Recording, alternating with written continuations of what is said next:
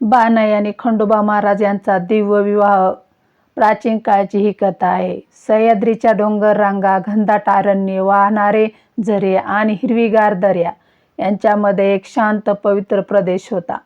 त्या वनप्रदेशात धनगर समाजाचे लोक वास्तव्यास होते. ते साधे, कष्टकरी आणि देवभक्त होते.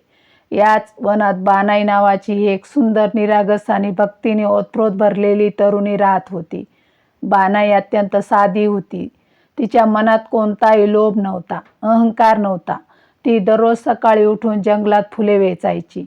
दगडावर झाडाखाली असलेल्या खंडोबा महाराजांच्या प्रतिकात्मक पाषाणाला मनोभावे पूजायची. तिच्या ओठावर नेहमी एकच नाव असे, मल्हार मल्हार. बानाईला खंडोबा महाराज प्रत्यक्ष दिसावेत अशी तीव्र इच्छा होती. ती म्हणायची, माझ्या मल्हाराला पाहिल्याशिवाय माझं जीवन अपूर्ण आहे. दुसरीकडे जेजुरीत खंडोबा महाराज आपल्या भक्ताची हाक ऐकत होते. बानाईची निस्वार्थ भक्ती, तिचं निर्मळ मन महाराजांना स्पर्शून गेलं. जेव्हा खंडोबा महाराजांनी तिची भक्ती परीक्षा पाहायचं ठरवलं, एके दिवशी खंडोबा महाराज साध्या धनगराच्या रूपात, अंगावर मळकट वस्त्र, हातात काठी घेऊन बानाईच्या समोर प्रकट झाले. त्यांनी स्वतःला गरीब, भुकेलेला, थकलेला प्रवासी म्हणून दाखवलं. महाराज म्हणाले, माता, मला फार भूक लागली आहे, थोडं अन्न मिळेल का? कुणाचाही विचार न करता बानाईने आपल्या घरातलं थोडंसं अन्न त्यांना अर्पण केलं. ती म्हणाली, हे माझ्याकडे आहे तेवढंच, पण भक्ताला उपाशी ठेवणं पाप आहे. महाराजांनी पाहिलं, ही मुलगी स्वतः उपाशी राहील, पण आलेल्या पाहुण्यांना उपाशी ठेवणार नाही. पुढे महाराजांनी तिची पुन्हा परीक्षा घेतली. ते म्हणाले, माझ्याकडे राहायला जागा नाही. बानाई म्हणाली, माझं घर लहान आहे, पण मन मोठं आहे, तुम्ही इथेच राहा. काही दिवस महाराज धनगराच्या रूपात तिच्या घरी राहिले.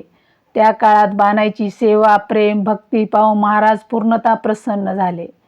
बानाईला अजूनही हे माहीत नव्हतं की हा साधा धनगर म्हणजे साक्षात खंडोबा महाराज आहेत. एके रात्री बानाई मनापासून प्रार्थना करत म्हणाली, हे मल्हारा, तू कुठे आहेस? मला एकदा तरी दर्शन दे. तेव्हा अचानक आकाश उजळून निघालं. वीज चमकली.